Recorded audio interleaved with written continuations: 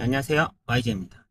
오늘 요즘엔 계속 제가 총 7개 회사를 다녔었고요. 그 다녔던 회사들에 대해서 하나씩 얘기하고 있고, 사실은 원래 최종 현재 다니고 있는 잠시 후 직장에 영동로 방면으로 대해서는 우회전입니다. 원래 언급하는 건 좀 위험하니까 6번째까지 딱 얘기할 생각이고요. 지금이 그 마지막 6번째 NH투자증권 쪽에 대해서 제가 그냥 어떤 일 했고 어떤 느낌이었는지 그런 걸 한번 말해 볼게요. 네. 일단은 전 NH투자증권에서는 IB 사업부가 두 개인데, IB 관련 IB 사업부, 이 사업부 있었으면 제가 거기서 저는 인프라 부동산 그쪽 대체투자 쪽, DCM, ECM 쪽 말고요. 그쪽 사업부에 있었고요. 저희는 제가 있던 부서는 막내도 과장급이었어요. 다 나이가 좀 있었어가지고 그 부서 뽑은 이유가, 원래는 그런 조직이 다른 증권사에 아마 없던 조직으로 알고 있는데, 그러니까 IB 사업부 내에서 하는 딜들이 많잖아요. 저희 보유도 하고 하니까 그 협의회가 상위 투자 관련 협의회에 올릴 안건이 너무 많은 거예요. 그래서 전건 다 그걸 일일이 최고 의사결정을 다 하는 건 너무 업무로도 심하고 회사 전체적으로도 좀 리소스 낭비니까, 저희 IB 사업부 내에서 1차적으로 IB 사업부 대표님 있는 그 레벨에서 1차적으로 딜을 좀 갈 건 가고 멈출 건 멈추고 좀 걸러보자 라는, 그래서 이제 걸른고 난 거를 가지고 이제 전력을 다해서 이제 심의를 올리는 그런 개념을 하는 건데, 사실은 일이 쉽진 않았어요. 그게 지금 어떤 딜이 있으면 거의 초기 단계에 그런 검토를 하기 때문에 한 하루?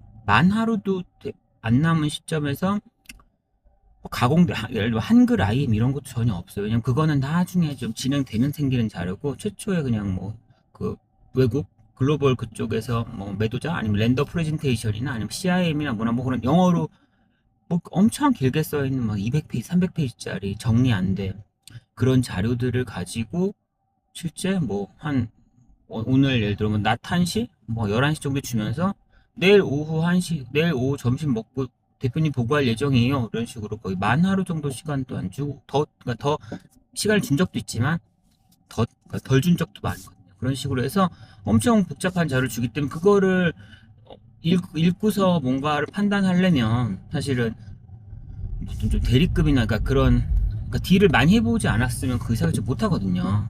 그래가지고 저는 이제 그런 거 하는 걸로 뽑혔기 때문에, 예, 갔었고 좀 험난하긴 했죠. 그 제일 어려운 게, 사실은 심사라는 건 보통 리스크 본부의 심사역들이 있잖아요.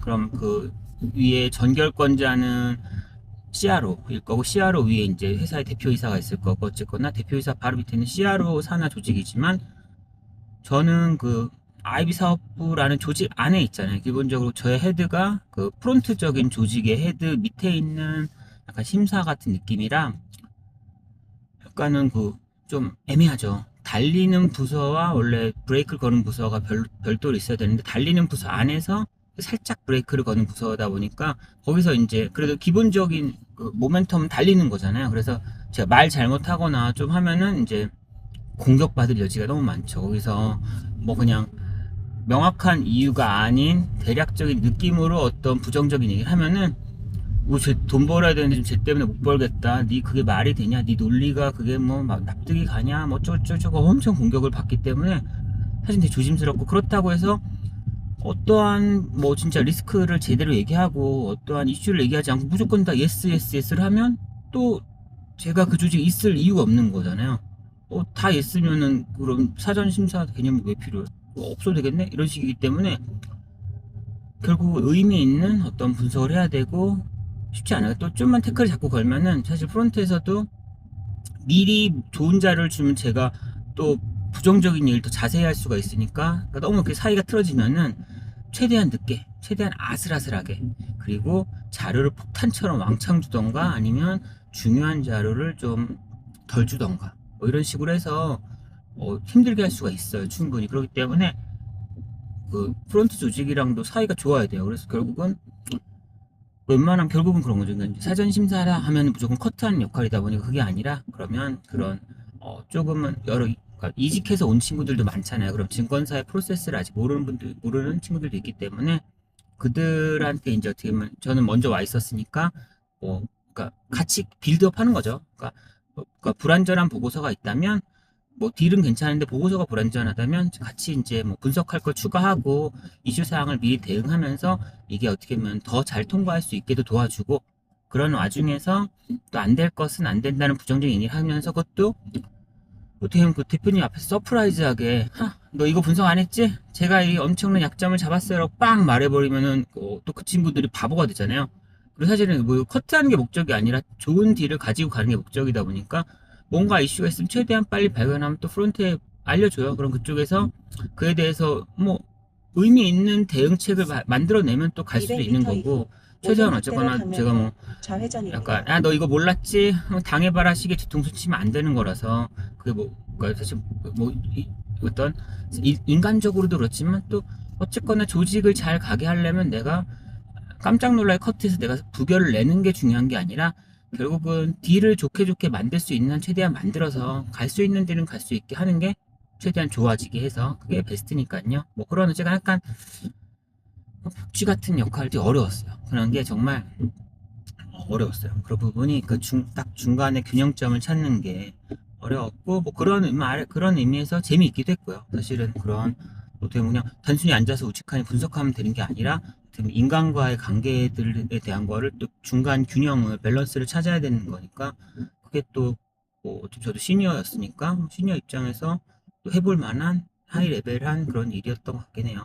그래서 이제 그런 부분을 많이 했었고 되게 험난하긴 했어요. 사실 해외 출장도 제가 그 전에 KB라이프에 있을 때 진짜 많이 갔었는데 거기서는 어떻게 보면 다 짜여진 완벽히 갖춰진 그런 딜에 대해서 이제 확인하러 실제 그런가 뭔가 혹시라도 뭐 사기당할 수도 있으니까 그런 부분들 최종적인 진짜 우리가 제안받은 그 보고서 그대로의 정말 이 자산이 맞는가 혹시 과장돼 있지 않나 이런 것을 그러니까 어떠한 서류를 가지고 실질을 확인하러 가는 건데 증권사 입장에서 출장을 가는 거는 딜을 만들어야 돼요. 아직 그런 텀시트도 제대로 정해지지 않았고 거기서 현지 뭐 법무법인이랑 만나가지고 현지의 뭐 어레인저들이랑 하면서 이 법률 조항은 더 넣어야 되네 빼야 되네 뭐 이 조항을 안 넣으면 우리 못하네 뭐 배째네 뭐 약간 그런 밀당도 하면서 계속 협의도 하면서 뭔가를 만들어가는 과정. 그러면 누군가는 그걸 또 받아들이지 않으면 그럼 이 상태에서 드롭을 해야 되나 아니면 우리가 이걸 양보해야 되나 그래도 우리는 이걸 계속 밀어붙여야 되나 뭐 그런 의사결정들까지 그것도 되게 빠르게 해야 되고요. 또 회사 입장에서도 일정이 루즈하면은 또 뭐라 그러기 때문에 진짜 타이트해요. 정말 그 하루를 아침 잠시 후 식사 한 올림픽대로 7시에 하면은 좌회전입니다. 7시부터 한 9시까지도 하나의 텀으로 뭔가 일을 하고 그렇게 하고 또 그 이후에 점심 먹고 당연히 아침 9시부터 12시까지 일하죠. 당연히 일하고 또 그러고 나서 저녁에도 저녁 한 6시까지 당연히 하죠. 저녁 먹고 나서 뭐 한 10시 이 정도까지도 또 일을 했던 경우가 막 계속 미팅하고 막 협의하고 변호사들 저녁에 만나고 뭐 이러니까 어떻게 보면 하루를 정말 눈 뜨고 있는 시간은 다 일을 하고 그런 적도 있었던 것 같아요. 제일 빡쳤을 때는 아직도 기억나는 게 노스캐롤라이나라는 마이클 조던이 대학교 나왔던 그쪽 동네 사우스캐롤라이나나 제가 갔던데 노스캐롤라이나 아니었나 저거 갔다가 저녁 밥 먹고 나서도 샌드위치 같은 거 먹으면 저녁에 미팅을 한 10시까지 하고 그리고 자러 갔는데 다음날 아침 6시인가 비행기여서 그걸 타고 다시 맨하튼으로 가야 되는 거라서 역으로 결국 현지 공항까지 가는 시간을 고려하면 결국은 새벽 3시인가 새벽 2시에 체크아웃을 해야 되는 거예요. 나 지금 밤 10시 이제 넘어서 호텔방 들어가고 있는데 새벽 3시까지 체크아웃을 하고 나와서 로비에서 만나지. 그러면서 이건 인권이 없는 일정이구나. 진짜 한 2-3시간 자고 일어나서 또 당연히 깨끗이 씻고 양복 다 입고 가야죠. 왜냐면 다음날 아침에 맨하튼 가서 곧장 또 미팅이 있으니까. 그러니까 새벽 2시엔 일어나요. 2시 반 일어나서 씻고 양복 다 갈아입고 그러고 나서 진짜 새벽 3시에 나가서 정말 그 상태에서 200m 이후 단상역 방면 미팅하고 우회전입니다. 미팅이 아니죠. 그러니까 체크아웃하고 뭐 우버나 뭐 불러서 공항까지 가서 아침에 맨하튼 가서 맨하튼에서도 거기서도 뭔가 또 샌드위치 먹으면서 아침부터 곧장 미팅했던 것 같아요. 그래서 그게 제일 빡셌던 뭐 그런 류의 일정으로 한 3박 4일 정도 보냈어가지고 제가 와 이러다가 맨날 마냥 이렇게 살았으면 죽었을 수도 있겠다라는 생각이 들어요. 물론 그게 맨날 그 살진 않으니까 버틸 수 있었는데 약간 그래서 진짜 인권 이거 약간 5박 6일 동안 해야 되는 일을 2박 3일에 하는 게 아닌가 3박 4일이었나? 이 정도 그래서 약간 그런 느낌으로 증권사에서는 진짜 타이트하게 했었어요. 그래서 왜냐면 또 내가 이런 출장비 이런 거 더 쓰면 더 쓰는 게 또 나중에 우리 성과급 받는데 그 코스트로 까버리는 거기 때문에 내가 루즈하게 돈을 더 써버리면은 그게 결국은 나중에 우리가 받을 수 있는 재원을 갉아먹는 거라서 스스로 그 돈에 대한 책임 소재를 걸어 놓으면은 이게 스스로 더 일정을 타이트하게 잡고 이렇게 되는 것 같아요. 뭐 누가 회사에서 위에서 야,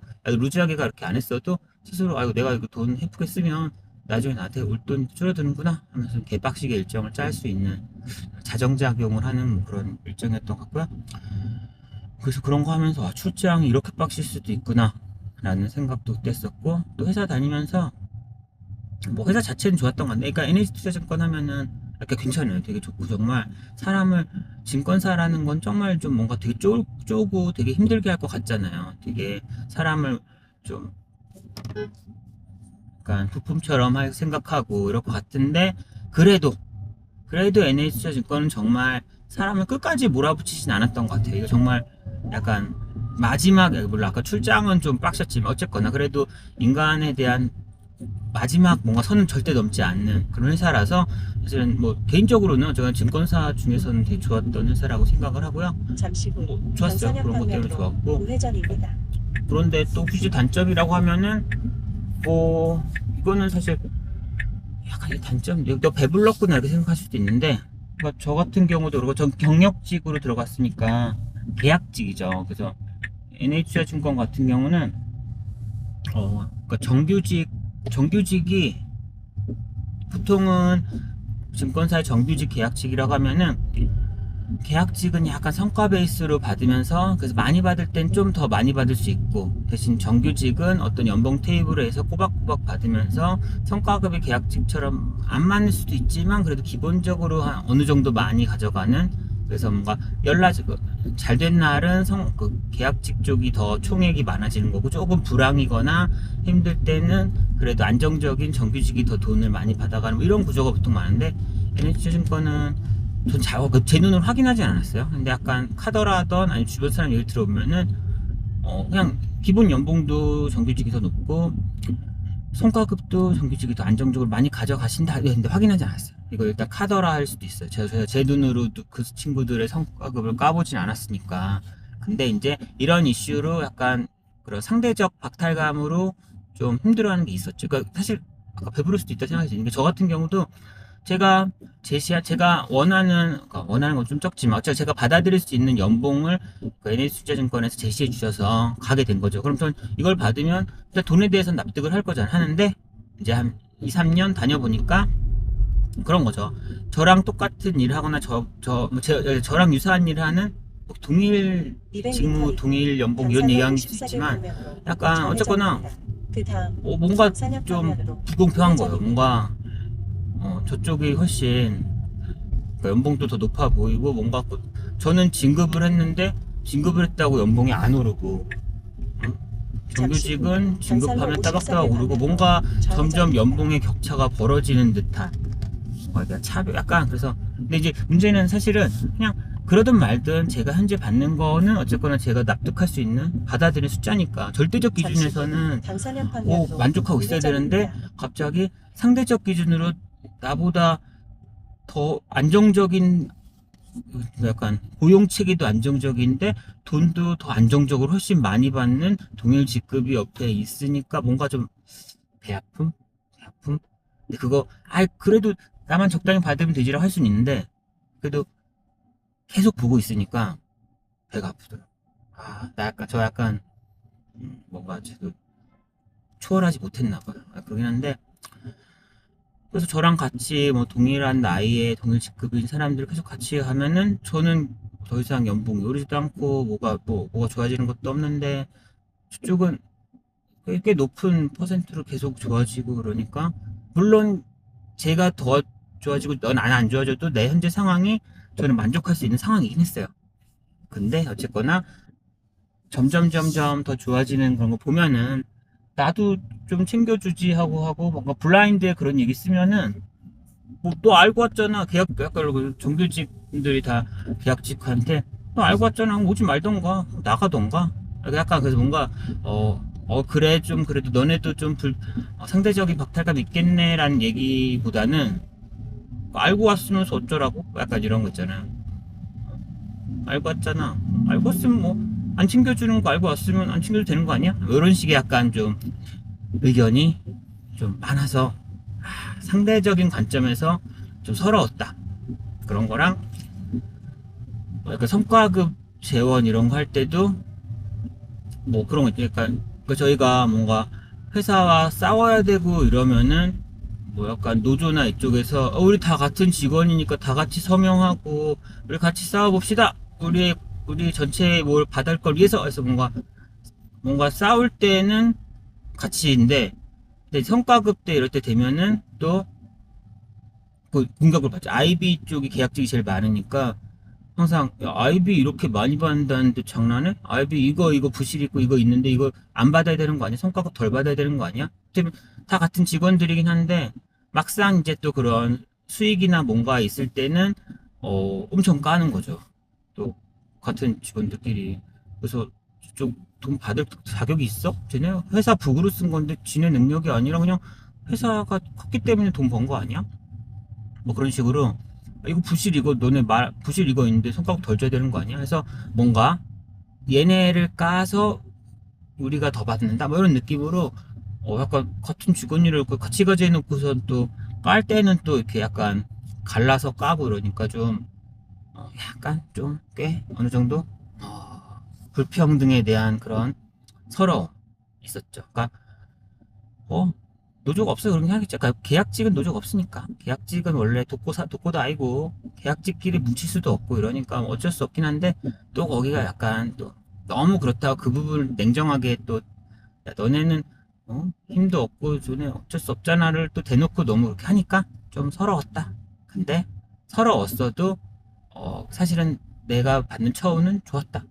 내가 받는 처우는 좋았는데 약간 서럽게 한 저 사람들이 훨씬 더 좋아 보여서 그냥 상대적인 관점에서 기분이 좀 많이 한 몇 년째 꾸준히 보니까 약간 쌓이더라고요. 근데 이제 돈에 대한 건 일단 제가 확인하지 않았어요. 저도 제 연봉을 누구한테 말한 적은 없으니까. 근데 정황상 뭐 그런 약간 제 부서장 예를 들어 뭐 저희 계약직 정규직 섞여 있는 저희의 모든 연봉이나 알고 있는 부서장이 저를 불쌍하게 보는 듯한 금전적인 이유를 할 때 벌써 내가 연봉이 상대적으로 되게 낮나? 약간 뭐 그런 류의 상황들에서 간접적으로 유추한 거긴 해요. 그래서 뭐 100%라고 말할 수 없고 그래도 절대적인 기준에서도 상대적으로 그러니까 우울했지만 그래도 절대적인 기준에서는 좋았던 것 같아요. 좋은 거죠, 그러니까.